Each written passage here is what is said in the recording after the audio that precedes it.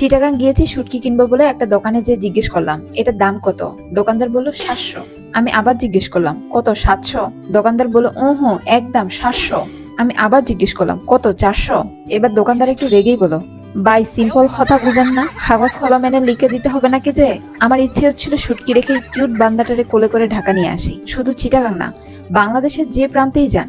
একবার তো সিলেটে যে একজন আমাকে বলছে, আপনারে আমি বালা পাই, অন্য কারোর লগে মারতাম পারি না। আমি বুঝলাম না, প্রথম পরিচয় মাতামাতির কি আছে? দিনাজপুরের লোক, অপরিচিতদের তুই করে বলে, কিন্তু বাক্যের শেষে যে আপনিতে ফিরে আসে। কি রে, তুই আমার বাড়ি দেখলেন না? ময়মনসিংহের মানুষ তো কথায় কথায় ইংলিশ বলে। বাড়ির গ্যাস লাইন, অন্য কেউ হয়তো হুট করে শুনলে ভাববে তার বাসায় গ্যাস লাইন নিয়ে প্রশ্ন করা হচ্ছে, কিন্তু আদতে জিজ্ঞেস করা হচ্ছে বাড়ি গিয়েছিলেন। একবার ইনজেকশন ভয় পাই এমন কিশোরগঞ্জের একজনকে জোরপূর্বক ডাক্তারের কাছে নিয়ে যাওয়া হলো। ডাক্তার বলল, আপনার সমস্যা কি?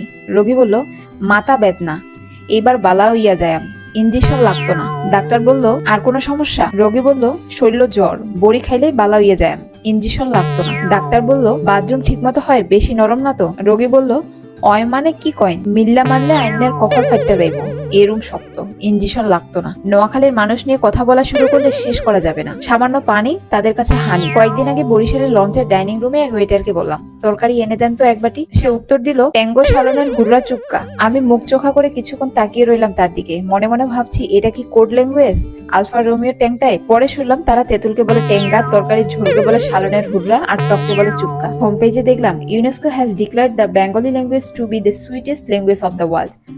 আসলে ব্যাপারটা সঠিক নাকি জানি না, না সঠিক না হওয়ার কোনো কারণ অবশ্য নেই। শুধু দেশের মাটিতে না, বিদেশের মাটিতেও আমরা এটা ধরে রাখতে পেরেছি। কয়েকদিন আগে ইংল্যান্ডে থাকে এমন এক বাসায় দাওয়াত খেতে গেলাম, তারা সিলেটি। সেই বাসার পিচ্চি বাচ্চার জন্য আমি কিছু প্লাস্টিকের তেলাপোকা নিয়ে গেলাম। সে সেটা দেখেই বলে উঠলো, আই এম স্কেয়ার। আমি তার প্রোনাউন্সিয়েশন শুনে মুগ্ধ, একদম ব্রিটিশ টান। আমি আবার তার প্রোনাউন্সিয়েশন শোনার জন্য ওকে তেলাপোকাগুলো দেখালাম। সে আবার বলে উঠলো, আই এম স্কেয়ার, আমি বুল ফাই।